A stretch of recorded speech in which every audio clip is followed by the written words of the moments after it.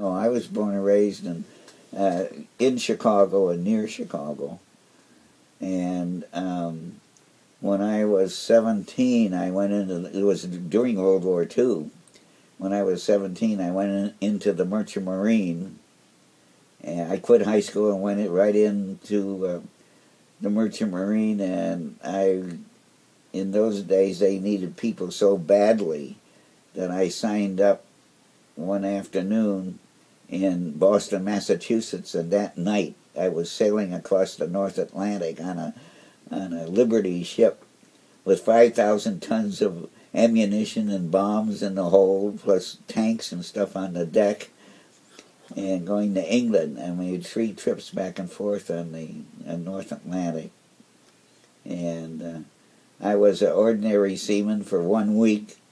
Then we hit a big storm, and the able seaman couldn't steer the ship. He couldn't keep it on course because of the weather.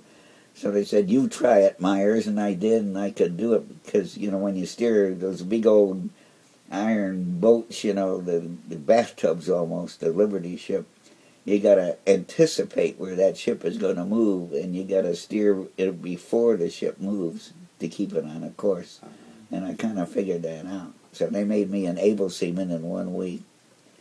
And then after sailing 3 times across the North Atlantic and once through the Mediterranean, when they first cleared that, we were one of the early ships that were able to go through because they had invaded Italy by that time.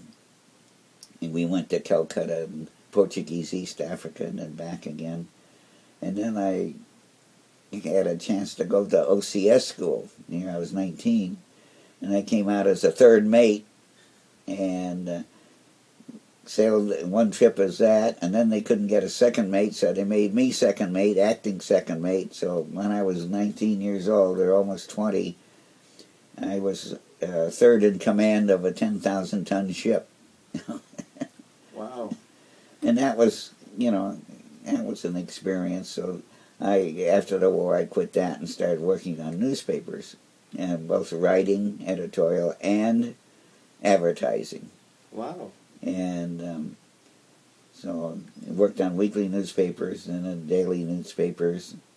And then when the Korean War came along, I was 26 years old, or just almost 26, and they drafted me.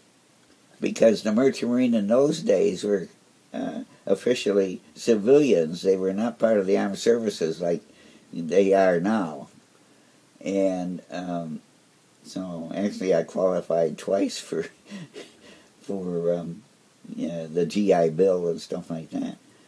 But anyway, I got drafted, and I was real mad. Harry Truman, because Harry Truman, I voted for him and he drafted me, and I was so mad at him. And so I ended up in the combat engineers of the 45th Infantry Division, and we went over to Korea, and we got there just as the line was stabilizing. So we were 9 months in combat over there. Wow. And living in a hole in the ground, so the living conditions were not as good as on the ship, I'll tell you. So from the war, if we fast forward, how did we get to the stage where you start doing photography? Well, during World War II, you didn't dare have a camera. They'd shoot you as a spy. But in Korea, you could do anything, you know. I mean, so I had my own camera. My job wasn't photography, really. And I was supposed to, you know, like, my job was called Troop Information and Education for the battalion of engineers. And nobody knew what I was supposed to do, so it was a dream job in the Army. And I mean, since nobody knew what I was supposed to do, I just kind of made my own job. And I put out a little weekly mimeograph newspaper for, you know, all the companies. Had 4 companies, each one with a different regiment on the line of the 45th Infantry Division. And and also I was a driver for the operations officer, who was a major. He was in charge of all the jobs that the engineers did, like digging fortifications and roads and clearing minefields and all that stuff that engineers have to do. And they did a lot of clearing of the minefields and stuff. And of course, none of them are marked, geez. And so that was very scary. And the one picture I got was a tank blowing up in no man's land. I went out on patrol with them. We went out about a mile into no man's land. It was about 2 miles separating the Chinese communists and us. So we had the Chinese communists looking down from the mountains on one side, and our line was up on the hills on the other side. And they were all looking down at us, And of course the tank hit a mine. It was called a tank dozer. It was a tank with a bulldozer blade in front. And so I got pictures of that blowing up and then hauling out somebody that was injured and so on. Wow. And we were getting out of there real fast, because usually if anything like that, the Chinese would wait until you hit a mine or something, and then they'd throw in all the artillery and stuff at you. So we went out of there pretty fast.